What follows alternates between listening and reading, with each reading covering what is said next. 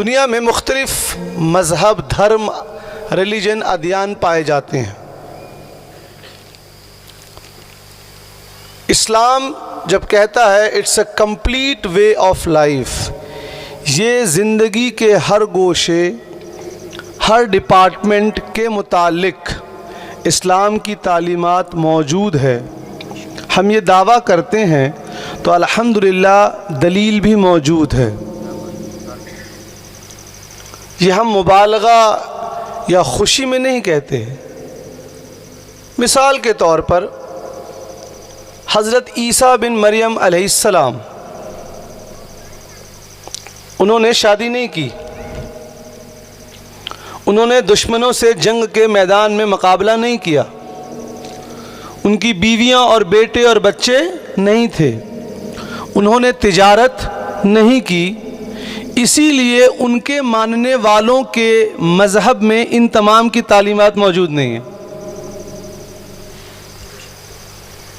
نہیں موجود ہے۔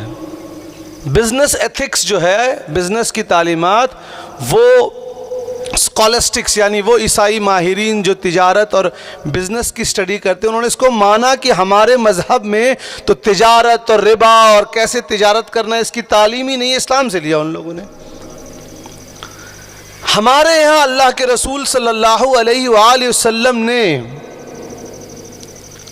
تجارت بھی فرمائی، جنگ کے میدان میں حصہ بھی لیا، بچوں سے کیسے محبت کرنی ہے وہ بھی بتایا، بیویوں کے ساتھ کیسے حقوق ادا کرنے ہیں یہ بھی بتایا۔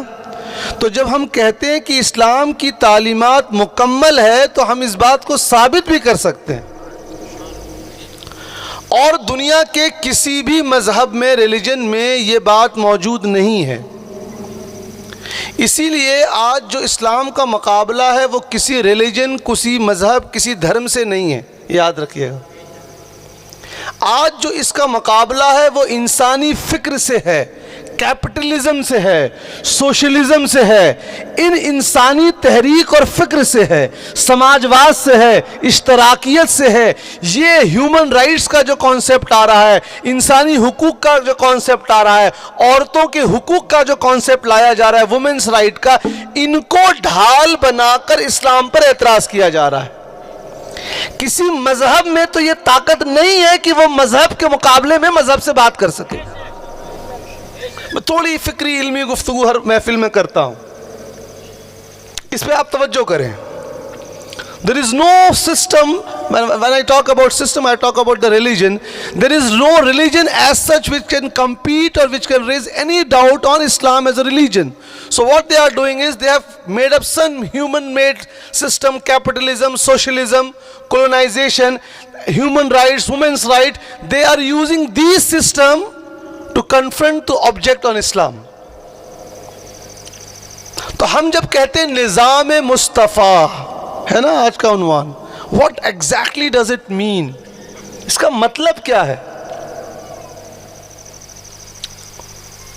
زندگی جینے کا وہ طریقہ جو اللہ اور اس کے رسول کی رضا کے مطابق ہو۔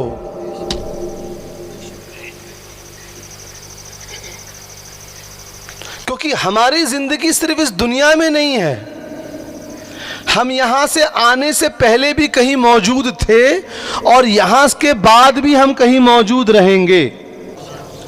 یہ انسانی زندگی مختصر ہے، لیکن یہ زندگی اس دنیا کی جو ہے، اس عالم ناسوت کی، یہاں پر ایک بہت امپورٹنٹ چیز کیا ہے؟ یہیں پر آ کر ہم عبادت کر کر، شریعت کی پیروی کر کے اپنے مرتبے کو بلند کرا سکتے ہیں، اور یہیں ہم نے اگر شریعت کے مخالفت کام کیا تو ہمارا مرتبہ کم ہو جائے گا۔ تو شریعت کو مان کر بلند، شریعت کی مخالفت کر کے ذلیل اور رسوا، یہ اس دنیا کا ہے۔ کیونکہ فرشتوں کو یہ نہیں، فرشتوں کو تو پورا ان کو اجازت اللہ تعالیٰ نے حکم دے دیا، اس حکم کو بجا لا رہے ہیں، ان کو خواہشات نہیں دی گئی، ان کے مرتبے اونچے نیچے نہیں ہوتے ہیں۔ بنو آدم، حضرت آدم علیہ السلام کی اولادوں کو یہ مرتبہ دیا گیا کہ اگر تم میرے حبیب کے راستے پہ چلو گے تو اپنے مرتبے کو تم بلند کر سکتے ہو۔ اسی لیے حضرت عیسیٰ بن مریم علیہ السلام جو مردوں کو زندہ کرتے، وہ ویسی طاقت اللہ تعالیٰ نے اپنے حبیب کے امتیوں کو دے دی۔ یہ زندگی جو گزارنا ہے اسی کو سمجھنا ہے، یہی نظام مصطفیٰ ہے۔ اللہ کیا چاہتا ہے، رسول علیہ السلام کیا چاہتے ہیں۔